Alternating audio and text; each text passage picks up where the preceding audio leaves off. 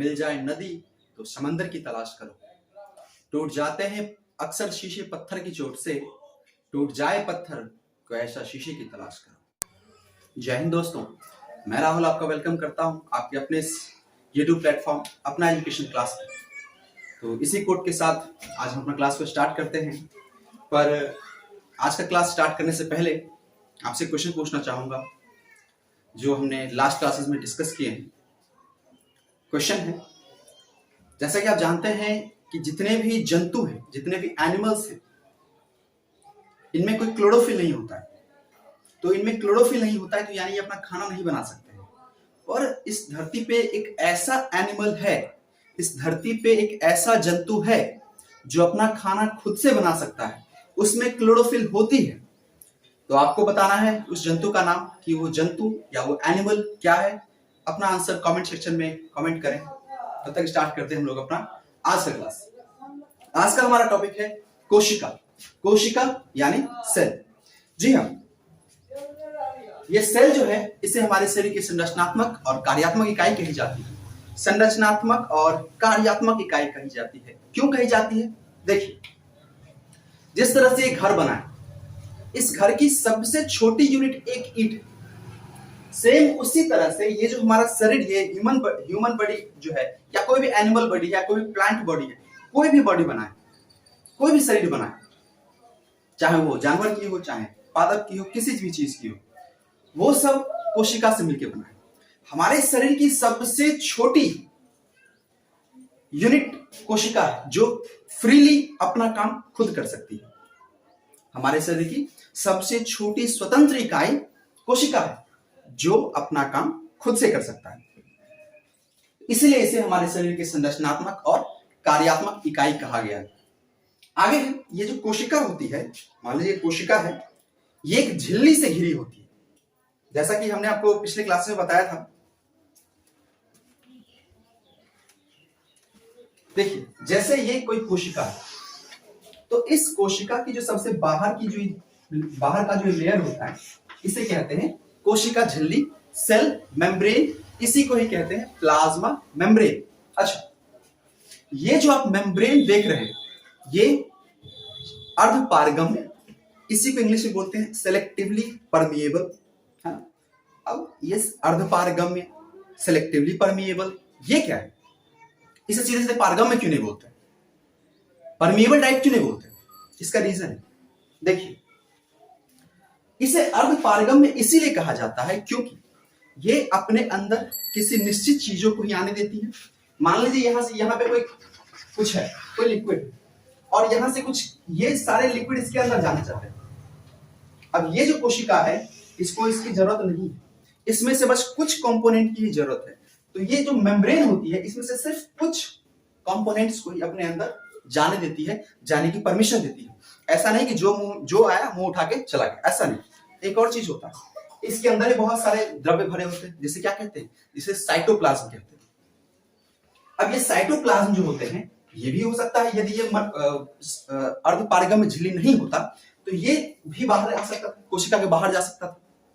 तो इसलिए ये जो झिल्ली होती है, ये अर्धपारगम्य इसलिए होती है, इसलिए इसको कहा जाता है अर्धपारगम्य, क्योंकि ये सिर्फ कुछ ही चीज को अपने अंदर भी आने देगी और कुछ ही चीज को अपने से बाहर भी जाने देती है।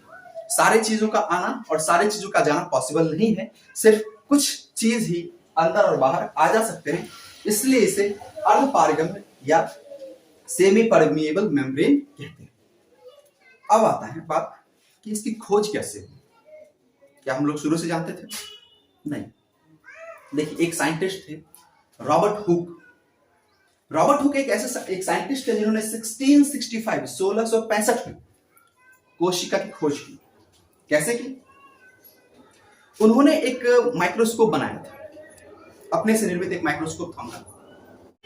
तो उन्होंने क्या किया, एक कॉर्क लिया। कॉर्क मतलब लकड़ी का एक छोटा सा छिलका लिया, वैसे कह सकते हैं, लकड़ी का छिलका लिया। उन्होंने क्या किया, उस सूक्ष्मदर्शी की सहायता से उस लकड़ी के छिलकों को देखा।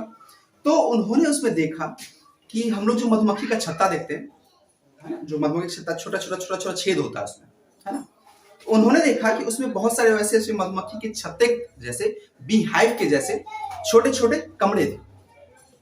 उन्होंने क्या किया, इस मधुमक्खी के कमरे जैसा चैम्बर नजर आ रहा था, जो कक्षा नजर आ रहा था, उसे उन्होंने सेल नाम दिया। उसे उन्होंने क्या कहा? उसे उन्होंने कोशा नाम दिया। ठीक है, और ये कोशक कोशक यानी सेल, इसका मतलब होता है छोटा सा छेद, छोटा सा कक्षा। अब आइए, अब इन्होंने जो कोशिका का खोज किया था वो मृत कोशिका था, वो मृत कोशिका था। और इन्होंने जो खोज किया था, उन्होंने एक पुस्तक लिखी थी, रॉबर्ट हुक ने एक पुस्तक लिखी थी, माइक्रोग्राफिया। माइक्रोग्राफिया। तो इन्होंने उसके बारे में जो भी इन्होंने देखा था सेल के बारे में, इन्होंने इस पुस्तक माइक्रोग्राफिया में मेंशन किया। अच्छा, जैसा कि मैंने अभी बताया आपको कि इन्होंने जो सेल का खोज किया था, जो कोशिका का खोज किया था, ये मृत कोशिका थी। तो फिर आगे आगे जो है एक और व्यक्ति आते हैं, ल्यूवेनहॉक। कौन? ल्यूवेनहॉक। ये ल्यूवेनहॉक जो थे, इन्होंने इनके जस्ट 9 साल बाद, इससे जस्ट 9 साल बाद 1674 ईस्वी में जीवित कोशिका का खोज किया तालाब के पानी में। तालाब के पानी में इन्होंने जीवित कोशिका का खोज किया। आगे जो है हमने यहाँ पे कुछ खोज और कुछ खोजकर्ता का नाम लिखा है, जो काफी इंपॉर्टेंट है और आपको याद होने चाहिए। ये काफी बार एग्जाम्स में आपको देखने को मिल जाते हैं, काफी इंपॉर्टेंट है। तो चलिए इसे याद करते हैं हम लोग, और उम्मीद करते हैं कि ये जो भी हम आप देखते हैं, इसे आप कॉपी में नोट करते होंगे और इसे याद किया करते होंगे। चलिए आगे देखते हैं। ये इधर है कुछ खोज है, और इधर उसको जो खोजे हैं, जो खोजकर्ता है, जो डिस्कवरर है, उनका नाम है। जैसे केंद्रक, न्यूक्लियस। केंद्रक यानी न्यूक्लियस। तो केंद्रक का खोज किए थे रॉबर्ट ब्राउन। अच्छा, रॉबर्ट हुक ने कोशिका का खोज, केंद्रक का खोज कौन किए थे? रॉबर्ट ब्राउन किए थे। अच्छा, आगे है एक अपना नाम जीव द्रव्य। अच्छा, जीव द्रव्य को प्रोटोप्लाज्म बोलते हैं। जीव द्रव्य को प्रोटोप्लाज्म बोलते हैं। इस जीव द्रव्य का खोज किए थे डूजार्डिन। जीव द्रव्य का खोज किए थे, प्रोटोप्लाज्म का खोज किए थे डूजार्डिन। अच्छा, अभी बायो में थोड़ा सा अजब सा फंडा है, खोज कोई और करते हैं, नाम कोई और रखते हैं। जैसे इसी में देखिए, खोज तो किए थे डूजार्डिन, लेकिन नाम कौन रखे थे? पुरीकिंजे नाम रखे थे। तो प्रोटोप्लाज्म यानी जीव द्रव्य का खोज डूजार्डिन किए थे और उसका नाम रखे थे पुरीकिंजे। नेक्स्ट लेते हैं अपना क्रोमेटीन। क्रोमेटीन का खोज किए थे फ्लेमिंग। क्रोमेटीन का खोज किए थे फ्लेमिंग।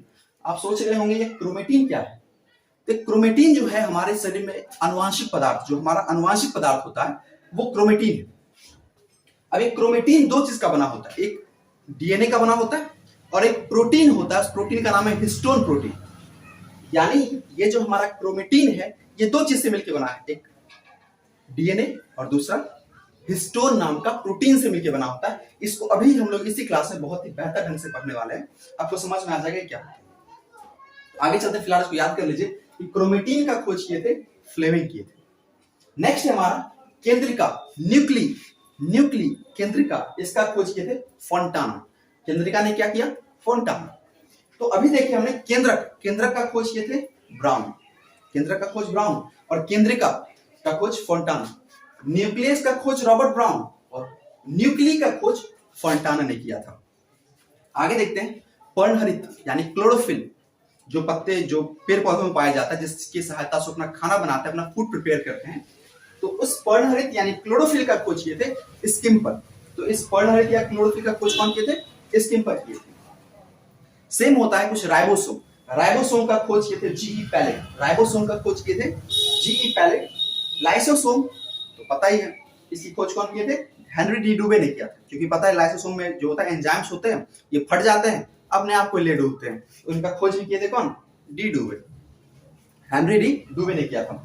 तारक का, इसे सेंट्रोसोम भी कहते हैं। ये हमारे कोशिका विभाजन में जंतुओं में पाया जाता है, पादप में तारक का नहीं पाया जाता है। सेंट्रोसोम्स जो होते हैं ये एनिमल्स में पाए जाते हैं, ह्यूमन बींग्स में पाए जाते हैं और एनिमल्स में। लेकिन आप प्लांट सेल में तारक काय यानी सेंट्रोसोम्स नहीं पाए जाते हैं।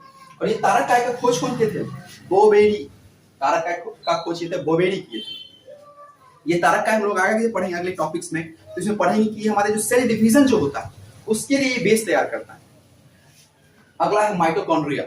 तो माइटोकॉन्ड्रिया आपको पता है इसे पावर हाउस कहते हैं। माइटोकॉन्ड्रिया का खोज किए थे ओल्टमैन नहीं, ओल्टमैन, है ना। और फिर अगेन इसका नाम कौन रखे थे? तो एक वैज्ञानिक थे, उनका नाम था पेंटा। तो माइटोकॉन्ड्रिया का खोज किए थे ओल्ड मैन, लेकिन नाम रखे थे बेंडा। अच्छा, एक बात और बताना चाहूंगा, ये जो ओल्ड मैन थे, ओल्ड मैन, इन्होंने इसका नाम रखा था बायोब्लास्ट।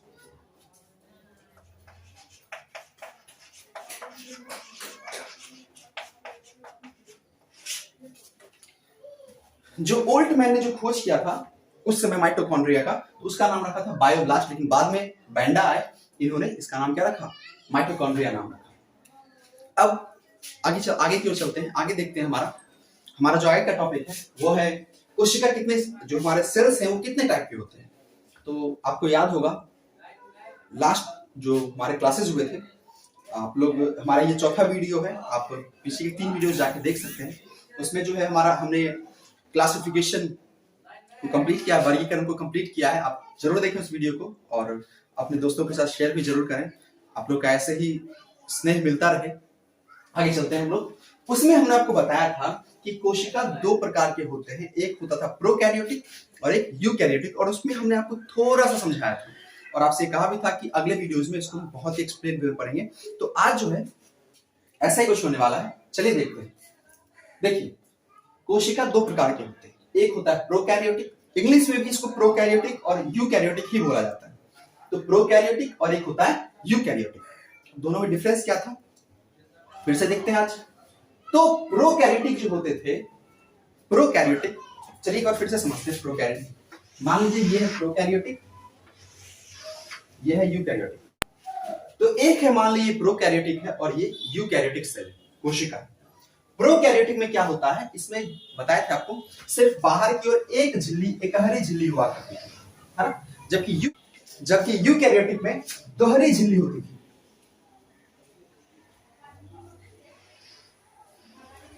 तो देख रहे हैं आप कि प्रोकैरियोटिक में सिंगल एक लेयर है, ये जो झिल्ली है, ये जो मेम्ब्रेन है, इसकी सिंगल लेयर है, जबकि यूकैरियोटिक में कुछ ऐसे दोहरा झिल्ली होती है।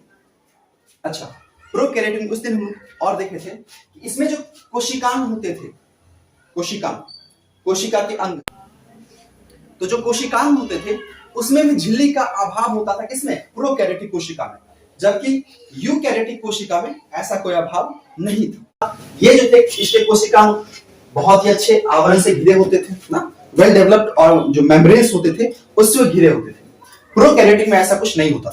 तो आज चलते हैं आगे की ओर कि देखेंगे हम लोग कि प्रोकैरियोटिक कोशिका में झिल्ली का अभाव होता है, इसलिए प्रोकैरियोटिक कहलाते हैं। क्यों? क्योंकि बहुत ही प्राचीन टाइप के होते हैं, ये विकसित ही नहीं हो पाए, है ना, ये विकसित होने से पहले रुके। मान लीजिए यहां से डेवलप होना शुरू हुआ, यहां तक आते तो फिर इनमें सारा ऑर्गन्स डेवलप हो जाता, लेकिन क्या हुआ, यहां तक पहुंच ही नहीं पाए, यहां तक पहुंचे रुके। तो इनमें जो झिल्ली का अभाव होता है, ठीक है। सबसे इसका एग्जांपल वायरस, विषाणु, बैक्टीरिया, जीवाणु और साइनोबैक्टीरिया यानी नील हरित शैवाल, है ना, साइनोबैक्टीरिया को नील हरित शैवाल भी कहते थे, इसके एग्जांपल्स।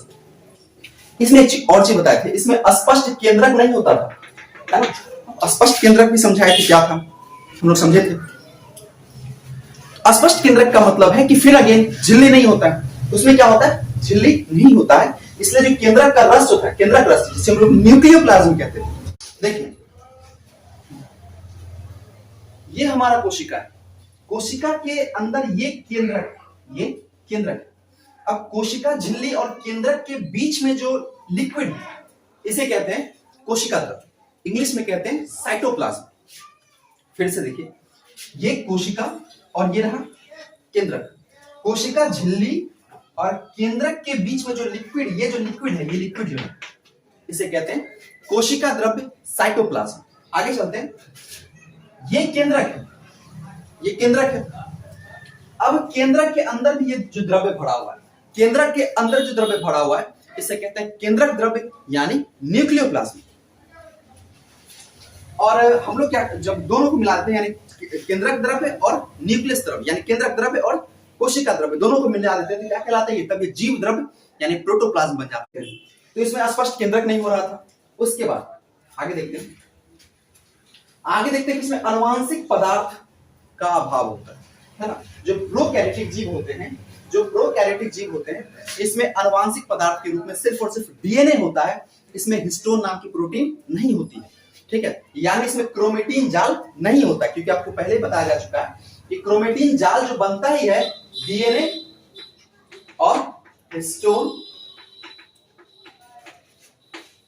डीएनए और हिस्टोन प्रोटीन ये दोनों जब मिल जाती है, तो किसका निर्माण होता है? तो होता है क्रोमेटिन जाल का फॉर्मेशन होता है।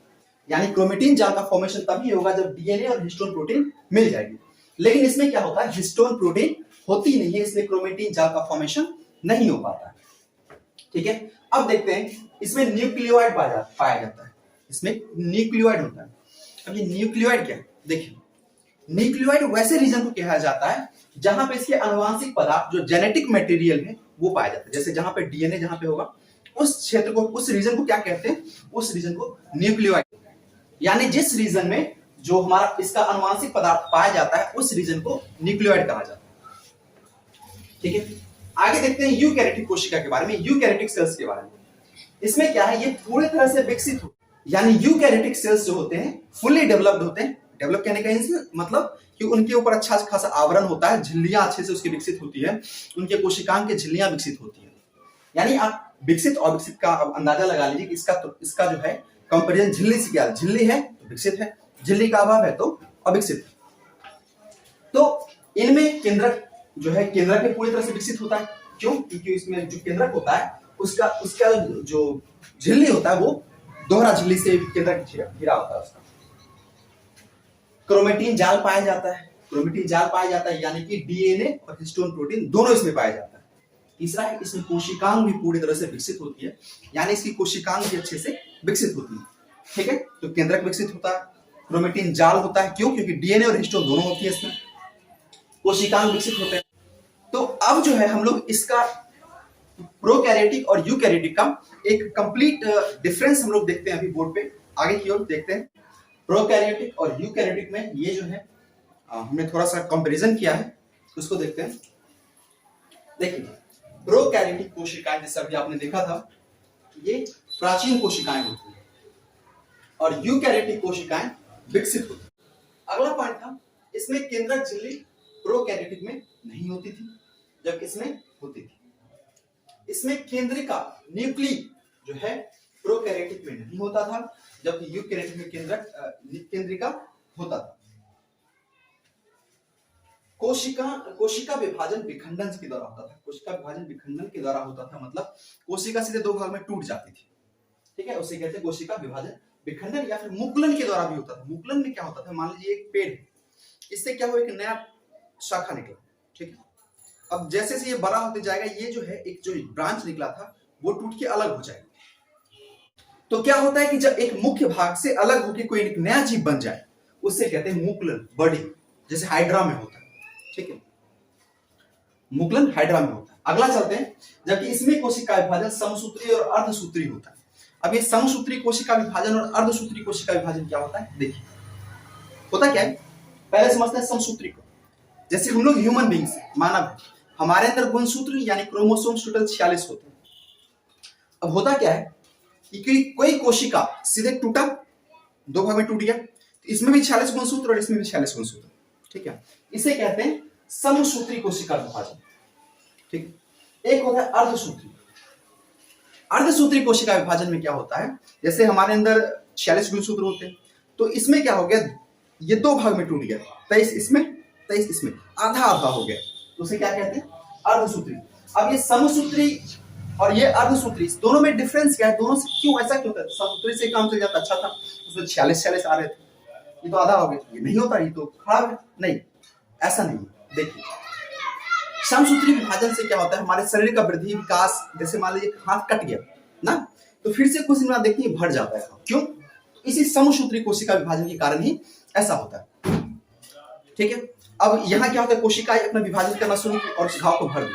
और ये जो अर्धसूत्री कोशिका विभाजन होती है, ये जनन को मतलब जनन में हेल्प करता है। जैसे मेल पार्ट का 23 और फीमेल पार्ट का 23, दोनों 23 मिलकर 46 एक नया सेल का फॉर्मेशन हो जाता है। तो ये हो गया अर्धसूत्री। अगला चलते हैं, इसमें प्रोकैरियोटिक कोशिका में जो श्वसन तंत्र होता है ये प्लाज्मा झिल्ली में होता है। इसके लिए कोई खास श्वसन तंत्र होता नहीं, इसमें माइटोकॉन्ड्रिया नहीं होता। श्वसन तंत्र कहेंगे माइटोकॉन्ड्रिया। श्वसन तंत्र है कि श्वसन मतलब होता है जहां पे खाना टूटता है, जैसे हम लोग खाना खाए, ऐसा थोड़े खाना गया अंदर एनर्जी दे दिया, ऐसा नहीं होता। खाना अंदर जाता है, हर एक कोशिका के माइटोकॉन्ड्रिया तक पहुंचता है। और हम जो सांस लेते हैं ऑक्सीजन, है ना, वो जब उस माइटोकॉन्ड्रिया को मिलता है उसमें खाना टूटता है और तब जाके हमें ऊर्जा मिलती है, इसे श्वसन कहते हैं।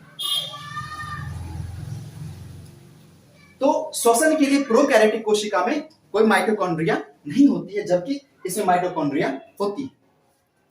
अब प्रोकैरियोटिक में जो राइबोसोम होते हैं 70S टाइप के होते हैं, और राइबोसोम इसमें जो होते हैं यूकैरियोटिक में 80S टाइप के होते हैं।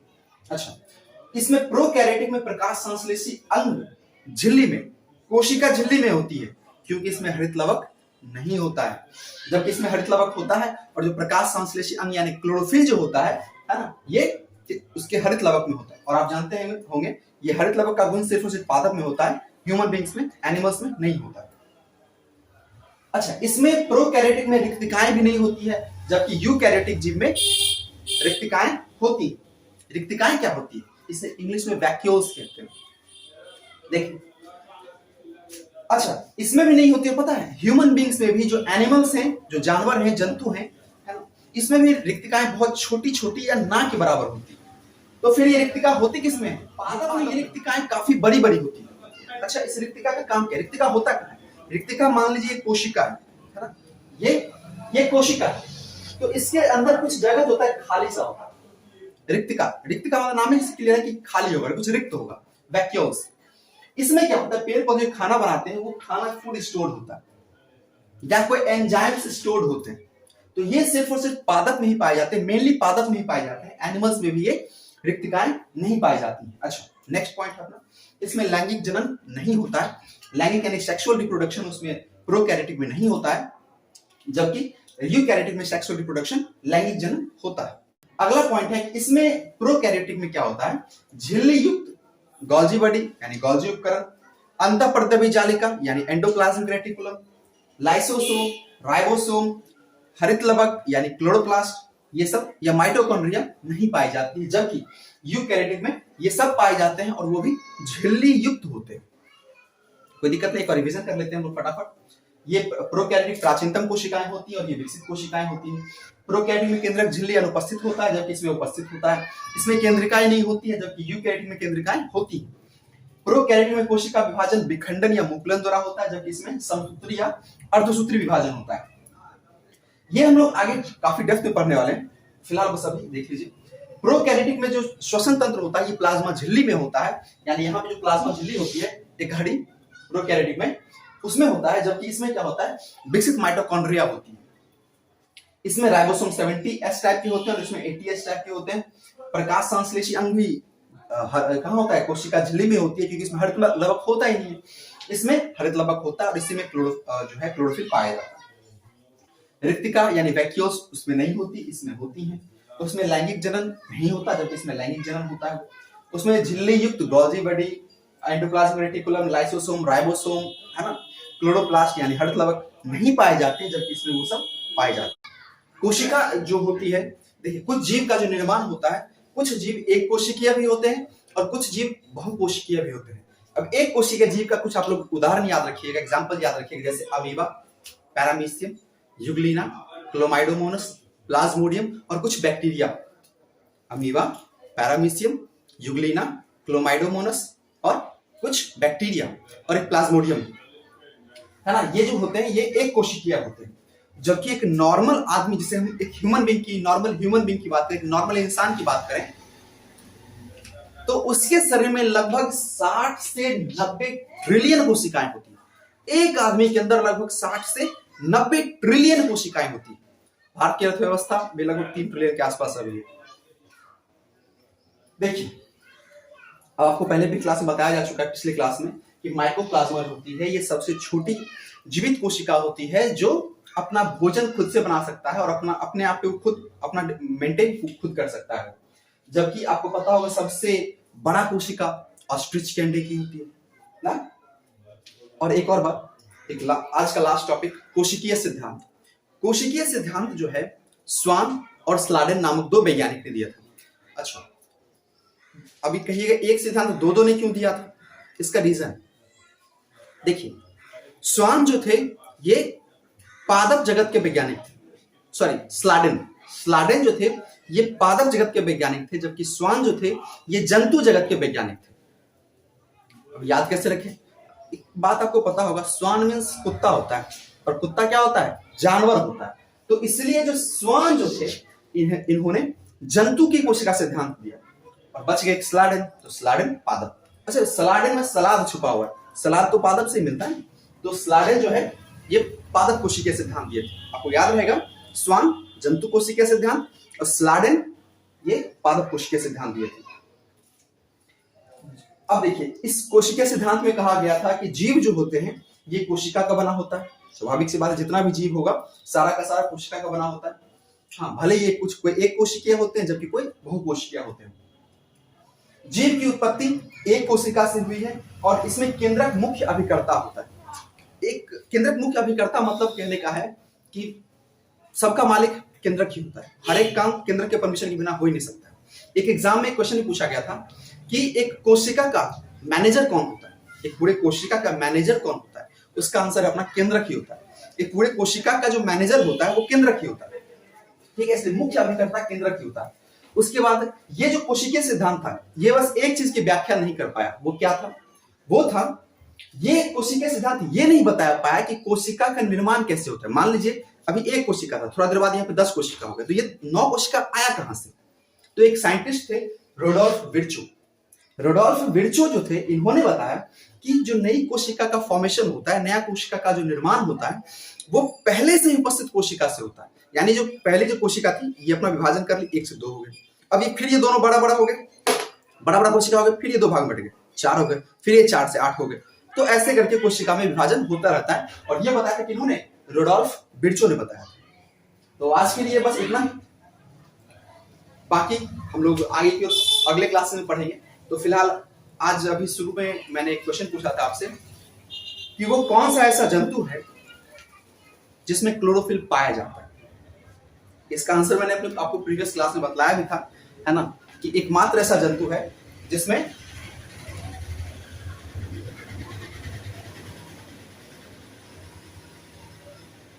क्लोरोफिल पाया जाता है, और वो कोई और नहीं है, यूग्लिना है। मैंने आपको बताया था पिछले क्लास में कि यूग्लिना जो होती है ये जंतु और पादप के बीच की कड़ी, क्योंकि ये प्रकाश संश्लेषण भी कर सकता है और ये चल भी सकता है। चलने के लिए इसमें क्या होता था, फ्लैजिला होता था, ठीक है। सीरिया फ्लैजिला क्या होता है इसको मैं आगे अगली वीडियोस में आप लोग जानेंगे ये क्या होता है और कैसा होता है, देखने में कैसा लगता है। तो याद रखिएगा, यूग्लिना एकमात्र ऐसा जंतु है जो प्रकाश संश्लेषण भी कर सकता है। तो ये तो था आज तक का बात। अब एक अगला दिन के लिए आज का एक क्वेश्चन है, इसका भी आप लोग आंसर कमेंट सेक्शन में जरूर बताइएगा। अगला दिन का क्वेश्चन है कि आप जानते हैं बाबा साहब भीमराव अंबेडकर को जब संविधान सभा का गठन होने वाला था, तो बाबा साहब भीमराव अंबेडकर संविधान सभा में जो सेलेक्ट हुए थे इसलिए 2 बार चुनाव लड़े थे। पहला बार पूर्वी बंगाल से, पहली बार पूर्वी बंगाल से चुनाव लड़े थे, है ना, और वहां से जीत के चले गए संविधान सभा में। लेकिन आपको पता होगा उसके बाद भारत का विभाजन हो गया, पूर्वी बंगाल चला गया पाकिस्तान में। उसके बाद बाबा साहब भीमराव अंबेडकर दोबारा फिर से चुनाव लड़े। आपको बताना है कि ये बाबा साहब भीमराव अंबेडकर जो है दोबारा चुनाव कहां से लड़े थे, और जहां से ये चुनाव लड़े थे, दोबारा में जहां चुनाव लड़े थे वहां पे किन्होंने अपने इस्तीफा दिया था, जिनके स्थान पे लड़ पाए थे, उनका नाम क्या था। तो 2 क्वेश्चन, कहां से लड़े थे और किसके जगह पे लड़े थे, ये आपको बताना है। इसका जवाब आपको मिलेगा अगले क्लास में। तब तक के लिए जय हिंद, मिलते हैं अगले क्लास में। और हाँ, इस चैनल को प्लीज लाइक शेयर सब्सक्राइब जरूर करें। धन्यवाद।